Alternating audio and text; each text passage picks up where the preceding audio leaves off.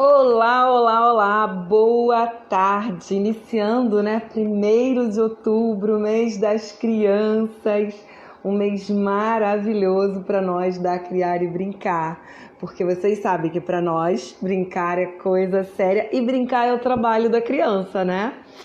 A casa nasceu de uma necessidade totalmente olhando para o meu entorno, as outras mães e vendo as dificuldades que eu tinha e que as outras pessoas tinham também. Eu sou jornalista, trabalhava com comunicação corporativa e trabalhava em multinacional.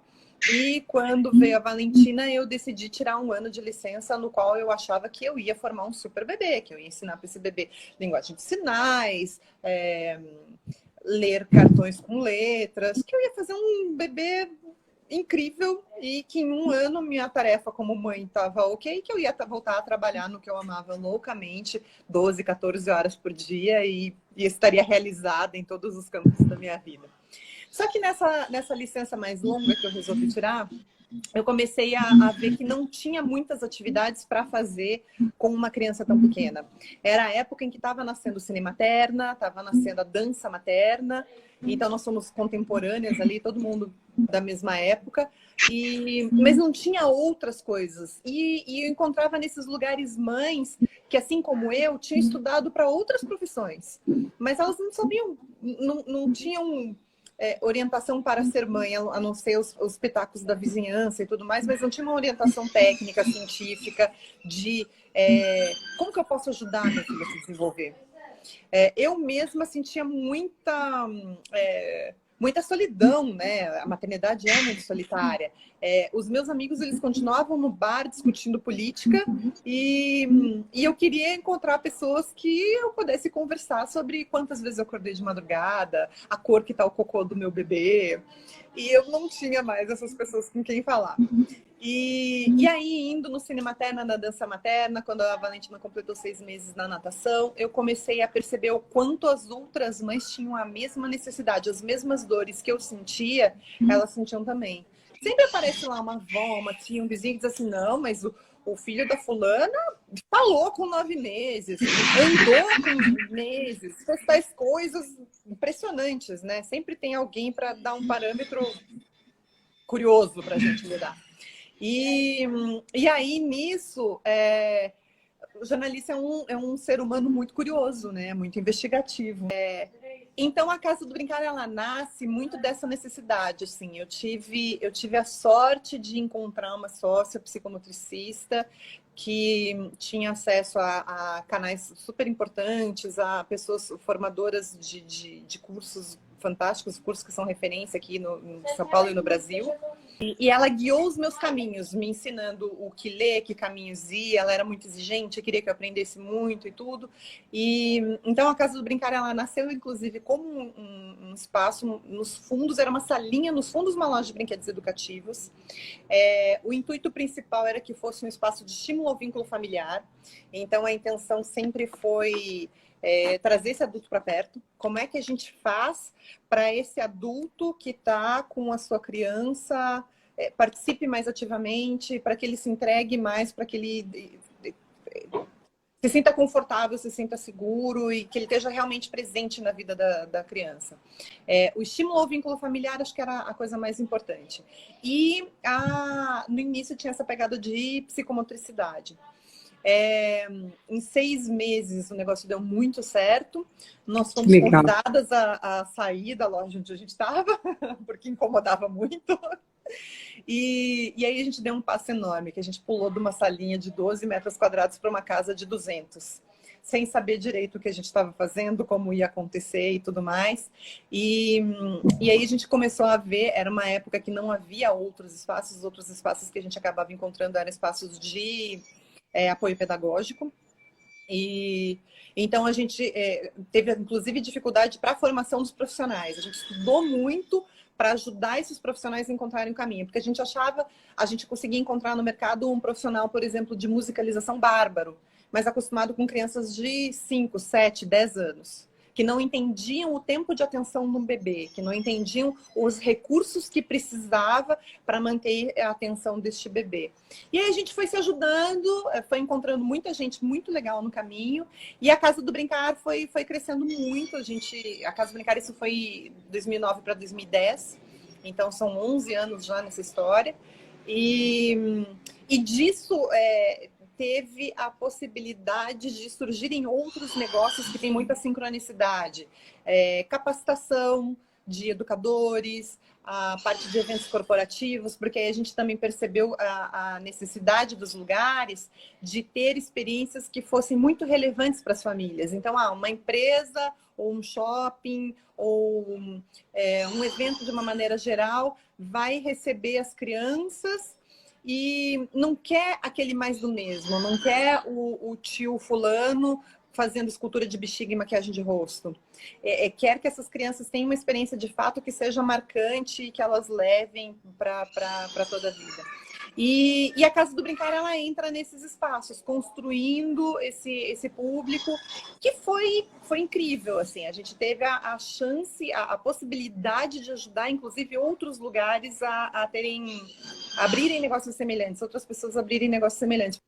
E aí a gente tem que entrar em algumas desconstruções, porque quando a gente olha para as diretrizes, então olha para a lei, ou olha para o ECA, o Estatuto da Criança, e está escrito lá assim, a criança tem o direito à liberdade, inclui o direito de brincar, assim como o direito de se alimentar, de ter acesso a médico, as coisas mais básicas, né? A segurança. Parece até meio óbvio. E aí tem duas linhas para a gente olhar, porque a gente pensa, o direito a brincar é óbvio, né? Fica parecendo uma solução. É claro que a criança tem que brincar, mas a gente não pensa no detalhe disso.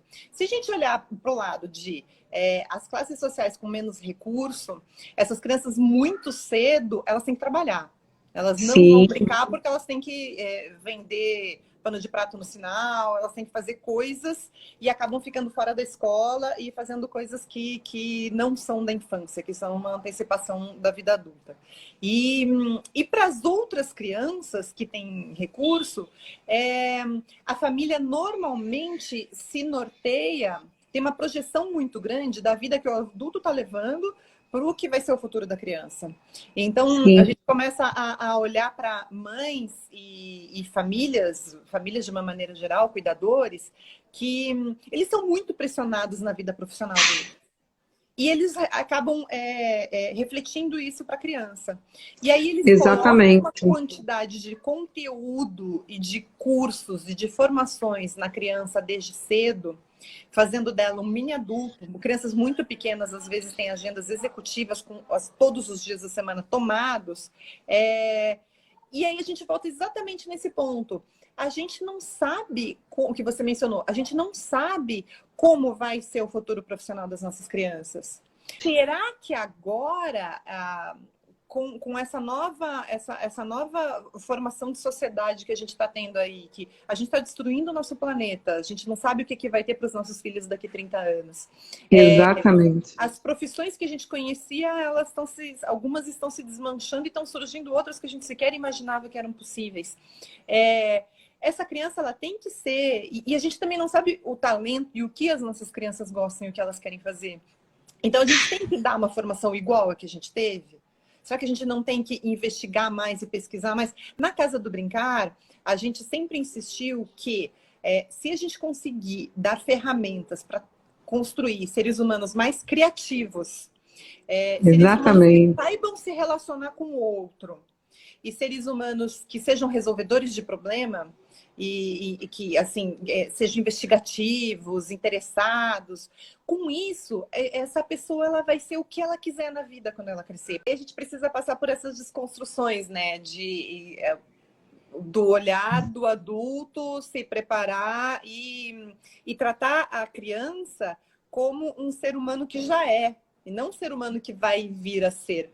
Olhar para ela como isso que você falou, assim, alguém que tem vontades, que tem desejos e que ensina pra gente também. Ensina muito pra gente. E precisa ser respeitado, que precisa ser ouvido. A comunicação não violenta dá muitas muitos caminhos para a gente aprender a ouvir, e para o relacionamento com as crianças ela acaba sendo muito rica, muito necessária. Mas passa antes por uma desconstrução e uma confiança, assim, de que você está fazendo uma boa base, que você está passando os seus valores. E aí é uma coisa complexa, porque no mundo que a gente vive, a gente tem que trabalhar muito. E a criança, ela aprende principalmente pelo exemplo. Não basta você dizer, faço o que eu digo, não faço o que eu faço. Se você vai lá e abre um pacote de comida dentro do supermercado, como é que você vai dizer para sua criança não abra? Né? Então é muito importante que os pais estejam atentos para eles não serem doadores de brinquedos. O brinquedo é o que menos importa. O que importa é você estar lá presente. O presente é a presença. Agora, exatamente. Brincar, a gente volta lá para as questões iniciais, né? Mas eu tenho uma vida boa, não vai acontecer dos meus filhos terem que ser expostos a situações de trabalho ou de violência e tudo mais, e ele tem o direito de brincar. Mas eu estou permitindo que a agenda dele permita que ele seja criança? Eu, como uma mãe que tenho mais recurso, eu estou deixando essa criança de fato existir, ou eu estou enchendo ela de atividades e tornando essa criança um mini executivo e roubando o tempo da infância dela, que se a gente olhar numa linha do tempo, a infância é muito curta, a linha do tempo é desse tamanho aqui. A infância é assim, e não vai voltar mais. Se você deixar de fazer a faculdade com 17, com 18, com 20, você pode fazer ela com 30. Mas a infância, você não pode mais voltar para a infância. Você tem que permitir que aquela criança tenha essa riqueza do brincar, que ela brinque de fato. O que representa, Lu, o direito do brincar? O direito do brincar, ele representa o direito da criança ser, o direito da criança se desenvolver, o direito da criança crescer como criança. Então, outra coisa importante, assim, às vezes as famílias deixavam as crianças na casa do brincar e diziam assim, me entrega no final do dia bem cansado. E o brincar não é isso. O brincar não é matar tempo, não é só para vamos que o tempo passe rápido, não é para a criança cansar. Tudo isso pode acontecer como consequência, mas o brincar, ele é a maneira pela qual a criança entende o mundo, pela que ela entende os próprios sentimentos, que ela entende a relação dela com o outro, que ela reproduz os papéis do outro no meio do faz de conta, e ela entende as relações de poder, as relações de ajuda. O brincar é o trabalho da criança, é tudo que ela deve, que ela consegue fazer para que ela cresça saudável. Inclusive, é a ferramenta que ela usa para expor as emoções, muitas vezes. Muitas vezes, questões que a criança não consegue falar, que ela está descontente, que ela está frustrada, que ela está insatisfeita, isso aparece no meio da brincadeira. A segunda questão, né? Que ações poderíamos promover para edificar o direito do brincar? Eu acho que tem ações práticas de dia a dia que a gente tem que olhar, né? Que, esse pai, ele tem que estar presente, esse pai, essa mãe, esse cuidador, ele é mais fácil quando você senta no restaurante ou quando você tem uma reunião para atender, dar o telefone, dar o computador e deixar a criança anestesiada lá durante um tempo. Mas isso não pode ser. E nos dias atuais de pandemia, isso deve estar acontecendo muito mais. Então não dá para ser purista de dizer, não vai acontecer, na minha casa nunca tem tela e tal, porque às vezes precisa. Mas tem que ter um contrabalanço aí. O adulto tem que se despir do lado profissional, do lado adulto, sentar no chão, rolar no chão junto, brincar, fazer careta, participar ativamente da brincadeira e não é dizendo para a criança o que fazer, mas ouvindo dela do que ela quer brincar. Porque a gente quer que as nossas crianças sejam cheias de iniciativa, autonomia e tudo mais, mas a gente fica dizendo para elas, agora faz isso, agora faz aquilo, agora faz não sei o quê. Será que não é importante ouvir da criança, né? Então tem que reservar tempo na agenda, sim, para estar presente junto com aquela criança. E aí tem outras questões para a gente olhar que eu acho que são bem importantes e oportunas nesse momento. Políticas públicas. A gente precisa de políticas públicas que fortaleçam a escola, que fortaleçam a educação básica, a educação infantil.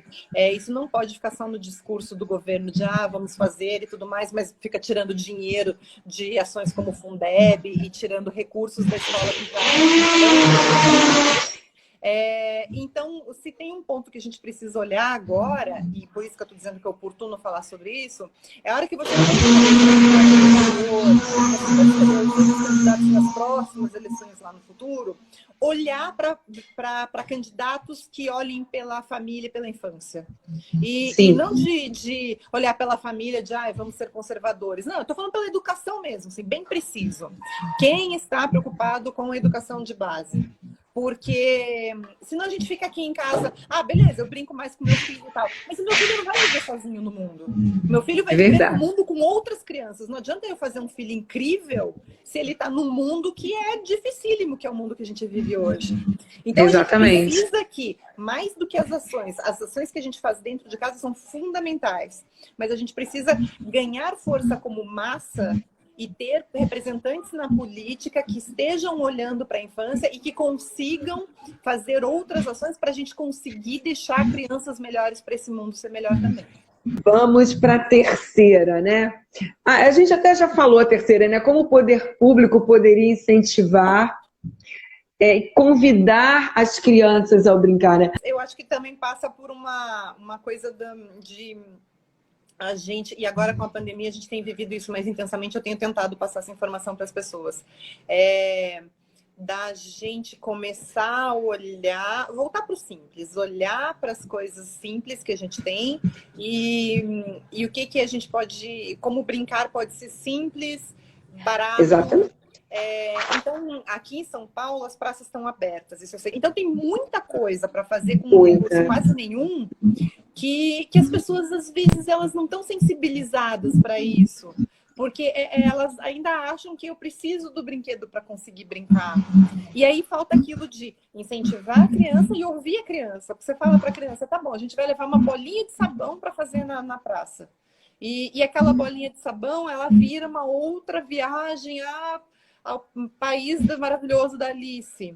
Não precisa de muito para brincar. É o galinho, é a folhinha, é a pedrinha, é empilhar as pedrinhas, é catar as casquinhas de árvore que tem no caminho e fazer um desenho no chão com aquilo, fazer uma mandala com as folhas secas, observar que tem folha seca que é mais marrom, mais amarela. Porque às vezes é verdade. olhar para o céu e dizer assim, aquela nuvem tem forma do quê? Porque a gente fazia isso quando a gente era criança. Gente, brincadeira fantástica. Eu quero agradecer a oportunidade de estar aqui. Foi bárbaro, foi um prazer imenso. E se tem uma mensagem que eu queria deixar vamos falar mais a respeito da infância. Vamos valorizar a infância e respeitar a criança como um ser que já é. E levar isso para mais pessoas. A gente precisa... Continua esse trabalho lindo, maravilhoso, intenso, porque é isso que o nosso mundo precisa. Vamos pensar em que mundo vamos deixar para as crianças e que crianças estamos deixando para esse mundo. Que elas sejam criativas, que elas saibam se relacionar com os outros. Então, vamos deixá-las brincar para que tudo isso aconteça. É bem mais simples do que a gente quer fazer e a gente complica muito.